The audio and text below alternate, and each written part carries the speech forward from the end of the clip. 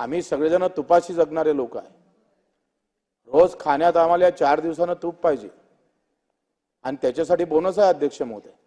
तो बिमार पडला तर त्याची व्यवस्था आहे आणि कष्ट करून उपाशीसाठी 5 लाख फक्त। मला हे समजत नाही अध्यक्ष महोदय, या दोन्ही पक्षांना कुठलाही पक्ष असू द्या, इथे व्यवस्था काय निर्माण केली? मुस्लिम खतरे में, हिंदू खतरे में। इथे ओबीसी आणि मराठा वाद निर्माण करण्याचा प्रयत्न झाला अध्यक्ष महोदय, पण खरा वाद आम्ही पाहतोय अध्यक्ष महोदय, या देशामध्ये विषमता का वाढते अध्यक्ष महोदय? का त्याचं कारण असं आहे अध्यक्ष महोदय का बेईमानीनं पैसा कमावणारे लोक आणि कष्ट करून उपाशी राहणारे लोक, प्रचंड मेहनत करायची अध्यक्ष महोदय, हाती काही सापडायचं नाही आणि बेईमानीनं लागन तेवढा पैसा। एका गोदरेज जोड 3000 हेक्टर जमीन आहे मुंबईमध्ये, 7 नंतर काय कोई बोलायला तयार नाही आहे। इथं पाय आवरून आम्ही घरात झोपायला व्यवस्था आहे।